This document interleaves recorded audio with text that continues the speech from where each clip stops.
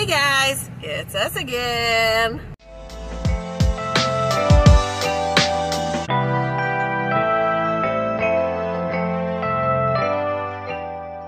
So we are on the road again, and we are headed to, we have a big community prayer that we have here in Constanza that we are headed to, and then after that we have language classes. So today I thought it'd be cool if we talked to you some about the Romanian language. Now that we have been studying it for a little while, we have some, I don't know if they're not really tips for learning Romanian because we're not that fluent yet, but I guess things that are different in Romanian versus English.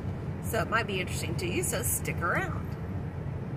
I had to say something that stood out to me, or I guess something that I've struggled with learning Romanian. And if you are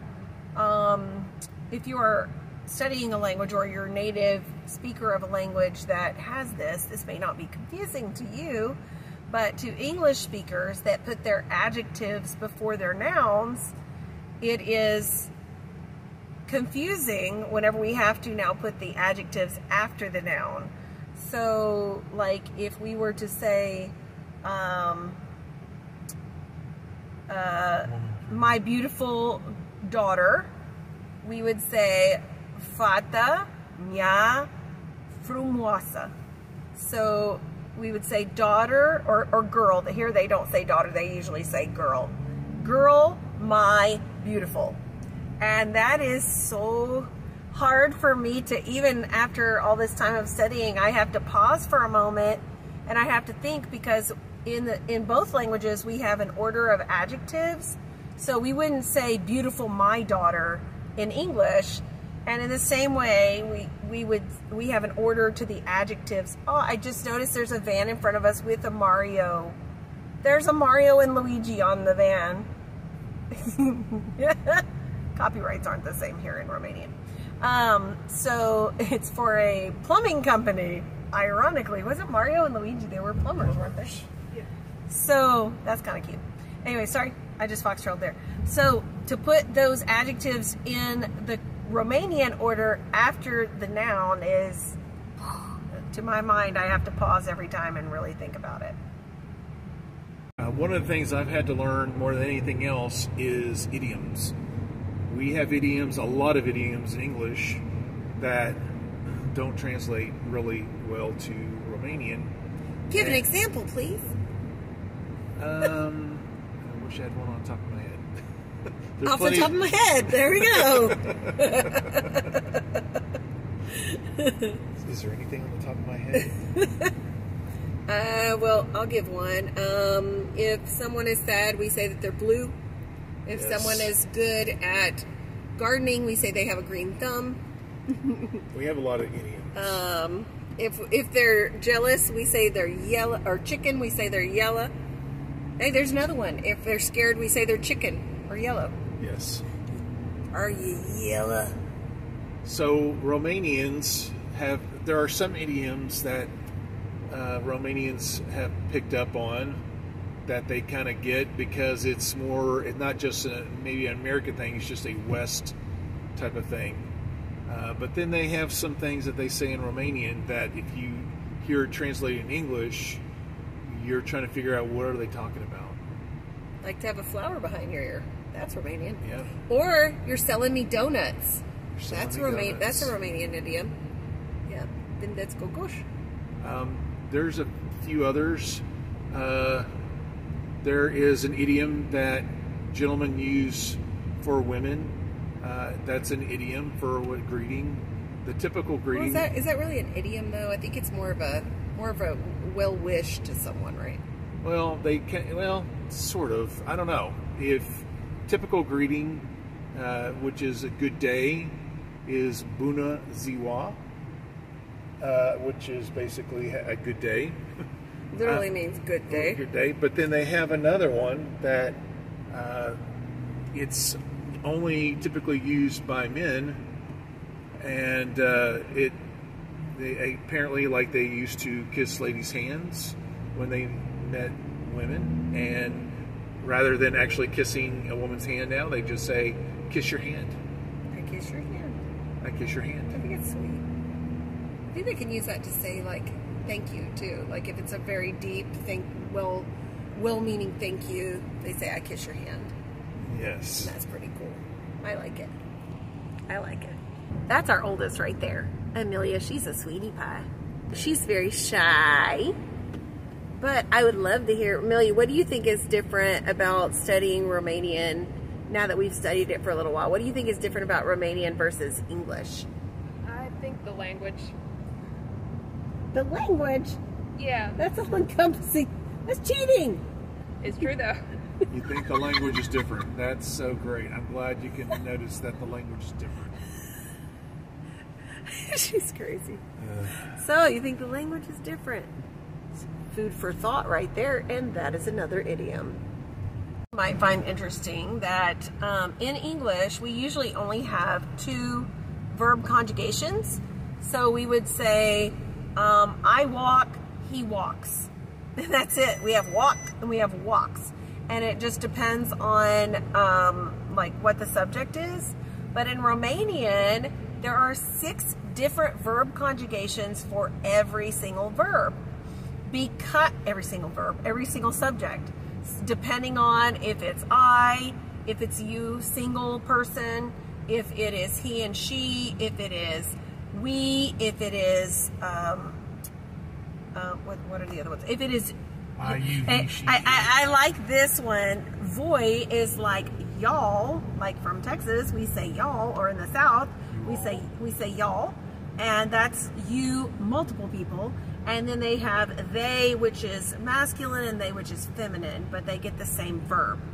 So this is kind of a neat thing about Romanian. It's hard when you're learning all those different endings to the verbs, because sometimes the verb changes a lot and sometimes it just changes a little. For instance, in the case of is, am, are, in English, we have 3 different verb conjugations. I am just vibrating all over. I hope you can hear this okay. Is, am, or are, that's one of the few, maybe one of the only verbs that we have 3 different conjugations for that. I am, he is, they are. But in Romanian, all those 6 different ones tells you what the subject is. So you can actually, like in English, you can imply the subject you. If you say, help me, there's no subject there. Well, it's an implied you. And if you've taken English class, which I'm an English teacher, so if you've taken English class, you've heard your teacher say that in probably about 3rd or 4th grade, that's an implied you. You help me. So the subject you put in the little parentheses. Well, in Romanian, because we have 9 different, whoa, I just made it really big. We have 6 different verb conjugations. You can imply any subject because you have the verb that tells you what the subject is. I personally think that that is pretty cool. Once you get past the shock of all those different endings of those verbs and you start getting them down, you think, oh wow, that's cool. So I'll give you an example really fast. Let me do have. I have, eu am, or am. You have, singular, tu ai, or just I. He has, el are, or just are. We have, noi avem, or just avem. Y'all have, voi aveți, or just aveți. And they have, they. I just completely went blank. What is they? What's they?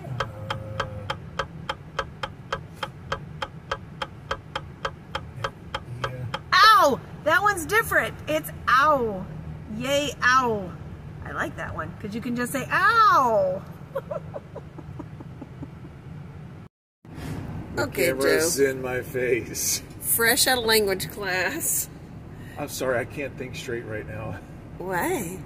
Because my brain is mush from going through different. We go through verbs, go through vocabulary, and Construct sentences. construct sentences. It's almost like learning another language is almost like you're a baby because you have to start at ground zero, like just learning words at first and then how to slowly start piecing them together in sentences.